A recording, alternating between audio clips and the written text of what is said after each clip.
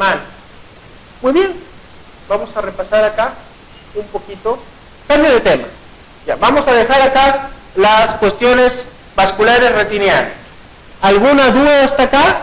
¿Algo que quieran plantear? ¿Algo que quieran decir hasta acá? Porque ya vamos a cambiar, ya vamos a dejar este tema un poco. ¿Sí? ¿Todo tranquilo? ¿Avanzamos entonces? Muy bien. Vamos a cambiar de tema.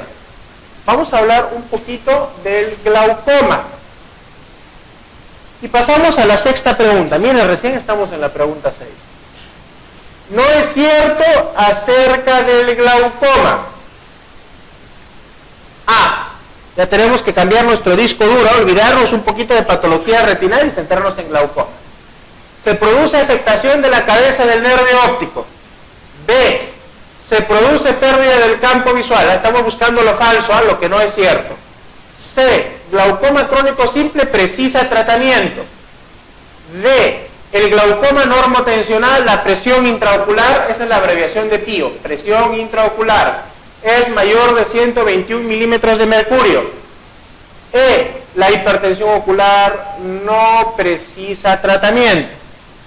A ver, ¿qué dice el auditorio? ¿Qué les parece? Bien, primero tenemos que recordar la definición de glaucoma. Y tenemos la definición antigua y la definición actual. Antiguamente se decía glaucoma igual aumento de la presión intraocular. Correcto, eso lo conocemos y lo sabemos. Pero ojo, últimamente está cambiando la definición de glaucoma. Y glaucoma se considera neuropatía, una afección del nervio óptico, cuya una de sus manifestaciones puede ser el aumento de la presión intraocular. Entonces, presión intraocular ya no es elevada, ya no es igual a glaucoma, como se consideraba antes. Puede haber el glaucoma con presión intraocular normal, correcto, y puede haber presión intraocular elevada sin ser glaucoma. Y eso tenemos que tenerlo en cuenta. Entonces, definimos primero hipertensión ocular, aquellos que tienen la tensión ocular encima de 20 milímetros de mercurio, 21 milímetros de mercurio. Si es que hay daño del nervio óptico, sea demostrado en el examen clínico o mediante pruebas anatómicas como la OCT de nervio o pruebas funcionales como los campos visuales, el FDT, si es que se demuestra daño del nervio óptico o compromiso del nervio óptico, ya hablamos de glaucoma. ¿Correcto? Clásicamente hablamos de glaucoma de ángulo abierto y ángulo cerrado. Algunas personas le dicen al de ángulo abierto glaucoma crónico simple, pero no, esa no es la definición. Y el glaucoma de ángulo cerrado, como su nombre lo dice, si recordamos la anatomía del ojo, el ángulo camirular estrecho, disminución de la filtración del humor acuoso, aumento de la presión. En el ángulo abierto ese sistema está funcionando bien, pero son otras las razones que nos producen el aumento de la presión o el daño del nervio óptico. Correcto. Entonces, haciendo esta breve revisión mental de glaucoma, ¿se produce afectación de la cabeza del nervio óptico en el glaucoma? Sí. ¿Se produce pérdida del campo visual? Sí. El glaucoma crónico simple, como lo están llamando acá, ¿precisa tratamiento? Sí. El glaucoma normotensional, la presión es de 121, la hipertensión ocular no precisa tratamiento. A ver, ¿cuánto hemos dicho que es la presión intraocular normal? De 12 a 20 o 21 milímetros de mercurio. Este no es un error de tipeo, la pregunta es así, no es 121, pues está volando, esa es la incorrecta. Si encuentro un paciente con 121, pobrecito, ya se quedó ciego hace rato. Imposible, había visto hasta 50 y pico, máximo de presión intraocular he visto, no he visto 121. Ahora tenemos que hacer una pequeña salvedad. La hipertensión ocular no precisa tratamiento. Hay un estudio que se llama Ocular Hypertension Study, OHTS, en el que nos dice que aquellos pacientes que tienen hipertensión ocular tienen más riesgo de desarrollar en el futuro glaucoma. Por ende, ergo, se benefician con tratamiento antihipertensivo. Eso es lo que lo dicen los estudios actuales. Sin embargo, no nos olvidemos, cuando tenemos que elegir una pregunta, si nos dicen cuál es la falsa, tenemos que marcar la más falsa, ¿no es cierto? Y en este caso no hay duda, pues 121, están locos el que ha escrito eso, ¿no? 7. Todos son factores predisponentes de glaucoma de ángulo estrecho, excepto A, hipermetropía, B, midriáticos, C, anticolinérgicos, D, miopía, E, oscuridad. A ver, ¿quién se lanza a la piscina sin agua? A ver, ¿quién quiere dar su opinión? Estamos hablando ahora del glaucoma de ángulo estrecho. Volvemos a hacer nuestro examen mental. El ángulo estrecho, hay menos sitio por donde filtrar el humor acuoso y se aumenta la presión. Pues puede haber una obstrucción a nivel del cristalino y se aumenta la presión. Creo que tenemos un dibujito por acá. A ver, mientras piensan. Ah, acá está. Este es el dibujito que nos faltaba. Ya. Mientras piensan, a ver, ¿quién da más? La semana pasada dijimos que el hipermétrope puede tener riesgo para glaucoma de ángulo estrecho, ¿sí o no? Sí. ¿Por qué? Porque es un ojo pequeño. Segundo, esta es una pregunta muy clásica. ¿Por qué? Se decía antiguamente, y ustedes van a haber escuchado las propagandas, por ejemplo, muy frecuente todo este verano escucharon en la radio una propaganda de un descongestionante ocular, el Vicine. En el radio lo he escuchado varias veces. Y dice, advertencia, no usar si tiene glaucoma, no usar si bla, bla, bla, bla, bla. Dicen, no usar si tiene glaucoma. En eso que hablan rapidito en el radio que casi no entiendes, si te pones a prestar atención dicen, no usar en glaucoma. ¿Por qué? Porque este es algo clásico. Entonces, ¿qué se decía? Si tienes un ángulo cerrado, todo lo que te cause que lo cierre más va a perjudicar el ojo. ¿Y qué te puede cerrar el ángulo? Si yo dilato la pupila, un midriático, ¿no cierro más el ángulo al dilatar la pupila? Entonces, ¿me puede predisponer para glaucoma de ángulo estrecho? Sí. Si yo doy un anticolinérgico, ¿qué hace el anticolinérgico? No me dilata la pupila. ¿No voy a predisponer más a que se tape el ángulo? Sí. Si en la oscuridad, ¿qué pasa en la oscuridad? Como estamos ahora en penumbra, se dilata un poquito la pupila, ¿lo puedo obstruir el ángulo? Eso ya parece un poco cómico, pero los que son más papistas que el Papa dicen que sí, ni siquiera tenerlos en oscuridad los del glaucoma de ángulo estrecho, ¿no? Pero eso ya es un poquito histórico, un poquito exagerado, o sea, los que tienen glaucoma por favor se me retiran. Entonces, ¿qué nos queda? ¿Qué habíamos dicho? De la miopía, que el ojo es ¿qué? Ojo es grande, y al ser grande tiene una cámara más grande, un ángulo más grande, entonces va a tener menos riesgo de eso. Pero esto es importante recordarlo como una cuestión clásica, como una cuestión, una pregunta clásica. Pues ahora en la vida le voy a decir a un paciente que no esté en la oscuridad, pues, ¿no? Algunos pacientes glaucomatólogos clásicos no quieren dilatarle, hacerle fondo de ojo al paciente por esta razón. Actualmente ya no se considera así. Pero es una pregunta clásica interesante para tenerlo en cuenta. Acá está el dibujito que nos faltaba. Córnea, recordamos,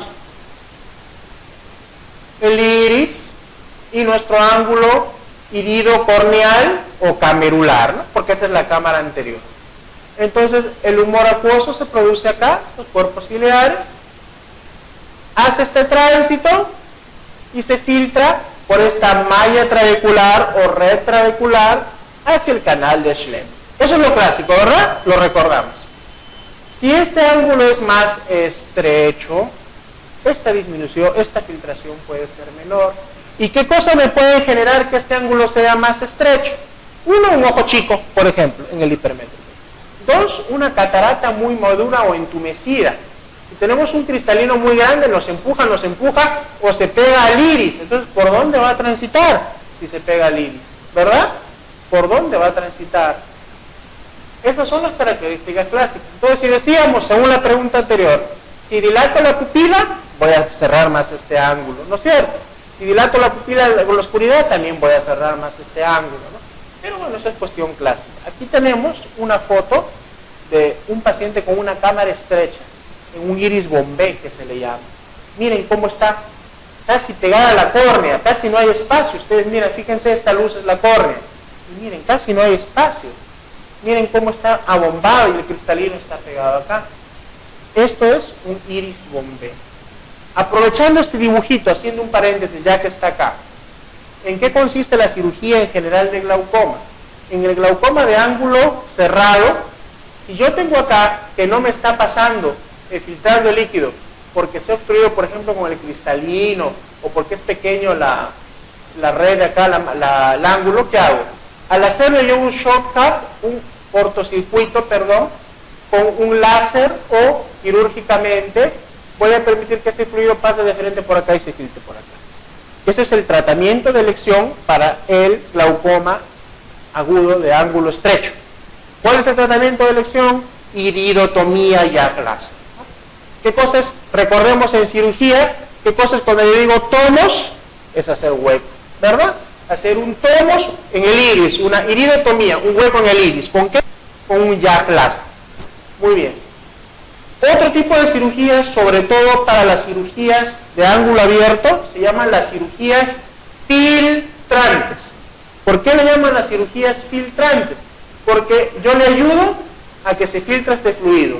¿Cómo? Haciendo una nueva comunicación a través de la esclera, sacando un cuadrito de esclera y un pedacito de trabéculo, de malla trabecular. Es lo que se llama la trabeculectomía. Hay diversas técnicas, ¿no? Esta es una de ellas.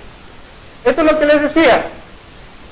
Ángulo estrecho, con el láser le hago un agujerito, una comunicación, eso es una iridotomía, con láser. ¿Qué ventaja me da el láser? Que no corté, no toqué nada, es totalmente no invasiva, porque al paciente le hago esto, sentadito, en una lámpara de hendidura con láser, y él lo que va a sentir es de repente un poquito de fastidio. Igual acá tenemos esta, se llama una OCT de cámara anterior, o un bisante, que es el nombre comercial. Esta es una tomografía en vivo del segmento anterior. Miren cómo está el ángulo. Este es el iris. Miren cómo está. Casi no hay ángulo, ¿verdad? ¿Se ve acá? Casi no hay ángulo. Y miren cómo está el cristalino. Acá se ve el cristalino. Pegadito, pegadito al iris. Esto es un ángulo estrecho. ¿Por dónde va a pasar el fluido? ¿Qué hago? Con un láser le hago lo mismo. Y acá vemos. No pasa por acá porque mira, está acá atorado con el cristalino, ¿verdad? Le hago un nuevo camino con el láser. Mira tan estrecho que está el ángulo. ¿Lo ves? Acá. Y le hago el nuevo camino por acá. Esta es otra imagen. Miren cómo le han hecho el hueco del iris acá. Para que transite una mayor ampliación. Esto es muy, muy interesante. Esto es en vivo. No necesitamos hacer cortes histológicos con esta nueva tecnología porque se hacen cortes histológicos en vivo prácticamente. Muy bien. Seguimos avanzando. Octava pregunta. No es típico del glaucoma de ángulo estrecho. A. Edema corneal. B. Ojo blanco. C. Cámara anterior estrecha. D. Midriasis reactiva. E. Inyección ciliar. Por favor, el que me responda a la C, se retira del salón, por favor. El que me responda a la C, se retira del salón. No es típico del glaucoma de ángulo estrecho. La cámara estrecha, pues no, pues ese no va a ser, ¿no? Edema corneal, ojo blanco, cámara anterior estrecha, midriasis reactiva, inyección ciliar. No sé si lo mencionamos eso la vez pasada cuando vimos ojo rojo, pero la triada del glaucoma es ojo rojo, dolor y midriasis. ¿Correcto? ¿Y qué tipo de ojo rojo? ¿Se acuerdan del esquemita que vimos esa vez? Una inyección conjuntival del tipo ciliar o periquerática, ¿verdad? Entonces, esa es la triada del glaucoma. Pues no es un dolor, por si acaso, no es el que me dice todos los días me duele el ojo, terrible levantarme, doctor, te dice la señora. Eso no es un glaucoma. Es un dolor agudo, agudísimo, un dolor exquisito, como se dice. un dolor que puede llevar a náuseas, a vómitos. He tenido paciente con glaucoma agudo que primero le he visto el gastro porque la mandaron a que le hagan endoscopía por sus náuseas. Les cuento, y era un glaucoma agudo. El gastro felizmente se dio cuenta. O no, creo que sí le hizo la endoscopía, bueno, no me acuerdo. Entonces, dolor agudo, exquisito, agudísimo. No que todos los días tengo, no que hace una semana tengo, no, es un dolor agudo. Ojo rojo. ¿Qué más? Vamos a tener que la pupila parece un poco dilatada. Y cuando ustedes le alumbran con su linternita, no reacciona mucho. Tercero, el ojo rojo, pues inyección ciliar que hemos hablado. Entonces, en esta pregunta, ¿cuál es la respuesta? Ojo blanco. Vamos a tener el ojo rojo con inyección ciliar. Eso es muy importante. Y además, edema corneal. ¿Por qué edema corneal? ¿Se acuerdan la vez pasada cuando vimos la fisiología de la córnea y hablamos del endotelio, la capa más interna? Dijimos que tenía una bomba que controlaba la presión y le permitía, que controlaba la transparencia. Y cuando aumentaba la presión intraocular, esta bomba se rompía y pues se edematizaba la córnea, se ponía edetematosa. Muy bien. 9. Es falso acerca del tratamiento del glaucoma crónico simple. No estamos hablando del glaucoma crónico de ángulo abierto. A. La epinefrina disminuye la formación del humor acuoso. B. El tratamiento tópico de elección son los beta blockers. C. La acetazolamida puede usarse vía tópica y oral. D. Se puede realizar trabeculoplastía láser. E. El tratamiento de elección es la iridotomía láser. A ver, entienda más, ya hemos hablado algo al respecto. ¿En quién hemos dicho que se hace la trabeculectomía, la iridotomía láser, perdón? ¿En quién? En el ángulo estrecho. ¿Este es ángulo estrecho? ¿El glaucoma crónico simple es ángulo estrecho que hemos dicho? No, es el crónico de ángulo abierto. Entonces, así a secas, esa es la respuesta. Acordarnos de lo que hemos hablado. Pero vamos a analizar una por una. ¿Se le puede realizar trabeculoplastía láser? Sí, es una de las técnicas que habíamos mencionado. El tratamiento de elección para el glaucoma antes eran los beta blockers, los beta bloqueadores, como el clásico timolol. En la actualidad se considera que el tratamiento de elección son los análogos de prostaglandinas, así se llama. ¿Qué moléculas tenemos en el mercado? El latanoprost, por ejemplo, el travaprost y el vitamoprost. Terminan en prost, de prostaglandina, no de otra cosa por si acaso. Y ese es el fármaco de elección en la actualidad. ¿Por qué? Porque tiene más potencia antihipertensiva ocular y porque tiene más adherencia al tratamiento, aplica menos veces al día. Sin embargo, promedio sigue aplicándose con más frecuencia los beta blockers como el timolol. ¿Por qué? Por su bajo costo, su fácil accesibilidad. ¿Es malo? No. Pero si lo puedes recetar el otro, recétalo. ¿Qué ventaja tiene los análogos de la prostaglandina que les va a encantar a las chicas? Inclusive yo una presentación exclusiva para eso, que hace crecer las pestañas y las encurva así. Hay un viejitos que tengo, dice, este viejo mañoso, me dice su esposa, a este ve y míralo así con las pestañas, doctor.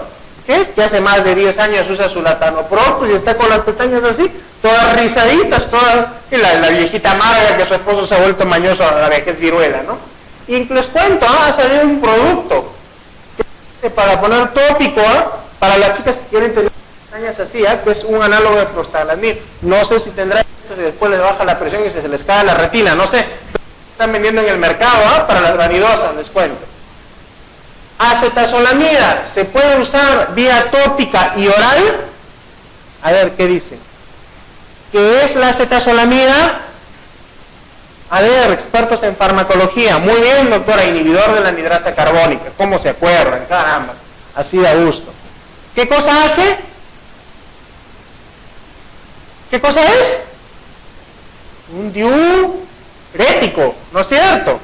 ¿Y qué cosa tiene entre sus características? ¿Cómo la rompen en nefro? Me encanta. ¿Y qué otras cosas tiene como características? ¿Qué cosa hace? Hace perder al paciente. ¿Con quién se va? Líquido y potasio. Muy bien, se nota que acaba de ver varios nefrólogos. Entonces, la solamida, cuando se usa en vía oral, hace perder potasio. Por ende, si bien es un excelente hipotensor ocular, yo no le puedo dar al paciente eso para usar crónicamente, sobre todo si es un adulto mayor, su potasio se va al suelo y lo llevo con San Pedro más rápido. Entonces, existe tratamiento tópico de los anhidrasa carbónica, que son familiares de la acetazolamida, como la dorzolamida, por ejemplo, como la dorzolamida y la brinzolamida. Son otras moléculas que hay en el mercado. ¿Son buenos hipotensores? Sí. ¿Qué efecto secundario tienen? ¿Pérdida de potasio? No, felizmente, porque es acción tópica, pero sí irritan un poco el ojo. Entonces el paciente se va a quejar un poquito de ojo rojo. Ojo, los latanopros, los análogos de prostaglandina, también irritan un poquito el ojo, el paciente va a tener un poco el ojo rojo. Los que menos son los beta blockers, los beta bloqueantes. Menos irritan, pero ¿en quién tenemos que tener en cuenta y evitarlos?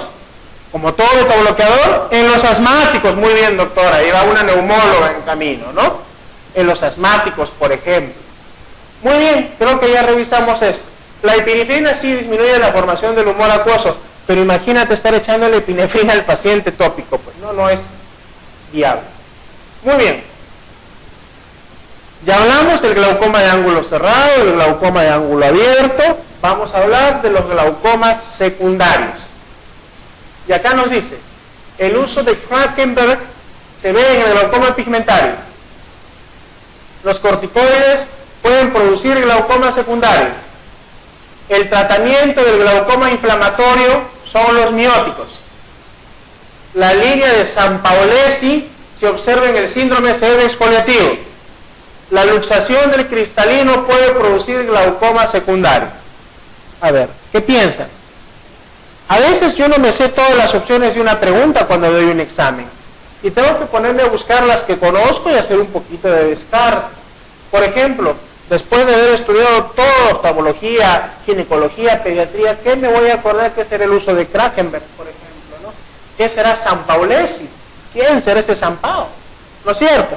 Pero sí me puedo acordar de algunas cosas que sí son del sentido común o de conocimiento general en oftalmología. Por ejemplo, conocemos que los corticoides pueden producir hipertensión ocular, ¿verdad? El uso excesivo de corticoides, sean vía oral, endovenosos o tópicos, pueden producir una serie de cosas, entre ellas aumento de la presión intraocular. Si lo usa de manera crónica va a producir pues glaucoma secundario. ¿Qué más conocemos? Que la luxación del cristalino puede producir glaucoma secundario. ¿Qué cosa es luxación del cristalino? El cristalino está contenido en una estructura que se llama la cápsula. Si este cristalino se sale de su sitio, ¿qué sucede? Van a salir con él sus proteínas corticales, sus elementos de su corteza o nucleares, en este caso. ¿Y qué va a pasar? Al salirse de su sitio, pues dos cosas. Uno, que mecánicamente me puede cerrar el ángulo, ¿verdad? Y dos, que estas proteínas, esta inflamación que causa al salirse de su sitio, también me cierra el ángulo. Entonces, ¿puede producir un glaucoma secundario? Sí. El tratamiento, ahora vamos a analizar otra. El tratamiento del glaucoma inflamatorio, ¿son mióticos? ¿Qué cosa tengo en el glaucoma inflamatorio? Mucha inflamación, pues, ¿no? ¿Y para qué le quiero cerrar la pupila si es inflamatorio? Acá la respuesta, solo deduciendo estas, sin acordarme esas, es la C. Ahora, para saber quién es Sampaolesi, les cuento pues que en Latinoamérica tenemos un muy buen representante a nivel mundial lo que es glaucoma, que es el doctor Sampaolesi padre y el doctor Sampaolesi hijo, que lamentablemente son argentinos. Entonces ustedes se imaginan, como todos los argentinos, se creen de Dios un poquito más arriba, ¿no? Pero así pues son los amigos argentinos. ¿Qué vamos a hacer? Y sí tienen mucha investigación en glaucoma.